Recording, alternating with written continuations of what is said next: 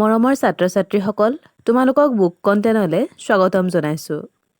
আজি তোমালোকৰ বাবে লৈ আহিছোঁ তৃতীয় শ্ৰেণীৰ নতুন পাঠ্যক্ৰম আমাৰ চৌপাশৰ পৰিৱেশ কিতাপখনৰ সপ্তমটি পাঠ।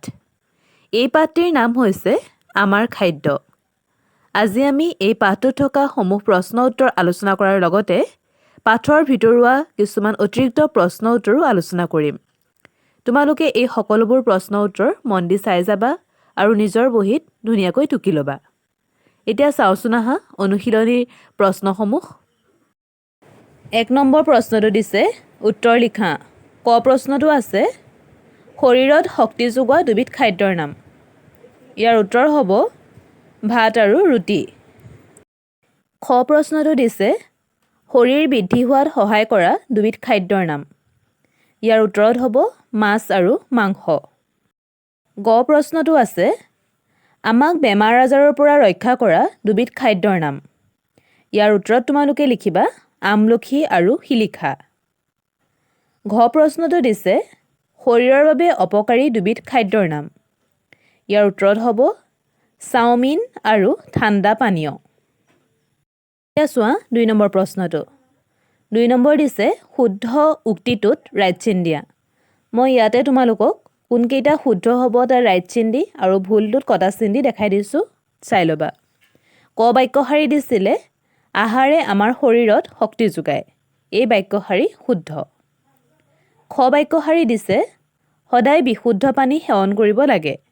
এই বাক্যশাৰীও শুদ্ধ। আমি সদায় বিশুদ্ধ পানীহে খাব লাগে।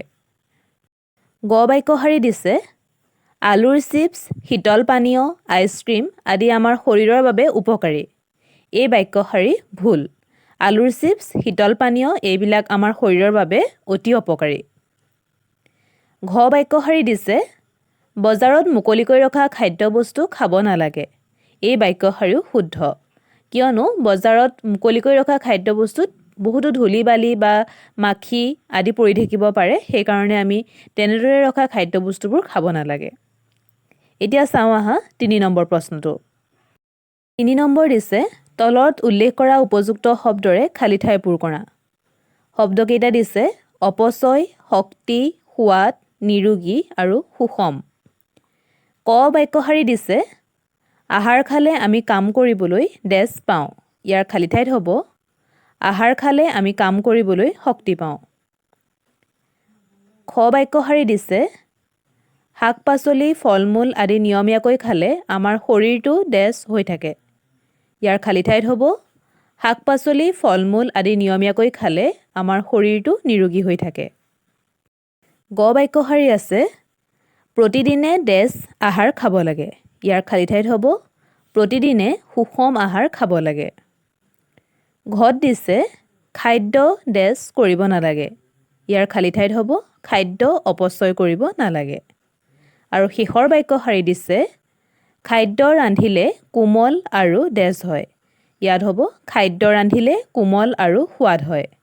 এইদৰে তোমালোকে ওপৰত লিখি থোৱা শব্দকেইটা বহুৱাই এই খালী ঠাইকেইটা পূৰ কৰিবা। এতিয়া চোৱা ৪ নম্বৰ প্ৰশ্ন। ৪ নম্বৰ দিছে উত্তৰ লিখা। ক প্ৰশ্নটো আছে মুকলিকৈ ৰখা খাদ্য আমি কিয় খাব নালাগে। ইয়াৰ উত্তৰত হ'ব মুকলিকৈ ৰখা খাদ্যত ধূলি বালি, মাখি আদি পৰি থাকে বাবে খাব নালাগে। খ প্ৰশ্নটো দিছে আহাৰ খাওঁতে কি কি নিয়ম মানি চলিবা। ইয়াৰ উত্তৰত তোমালোকে লিখিবা পৰিষ্কাৰ বাচন বৰ্তনত আহাৰ খাব লাগে, মুকলিকৈ ৰখা বস্তু খাব নালাগে আৰু খোৱাৰ আগত সদায় হাত ধুই ল'ব লাগে। ইমানখিনিয়ে আছিলে তোমালোকৰ পাঠটোত থকা প্ৰশ্ন উত্তৰ। এতিয়া আমি পাঠৰ ভিতৰৰ কিছুমান অতিৰিক্ত প্ৰশ্ন উত্তৰ আলোচনা কৰিম। এই প্ৰশ্নসমূহো আমাৰ বাবে অতি প্ৰয়োজনীয়। গতিকে এই প্ৰশ্নসমূহো মন দি তোমালোকে চাবা। ১ নম্বৰ প্ৰশ্ন খাদ্যৰ বাবে আমি কিহৰ ওপৰত নিৰ্ভৰশীল।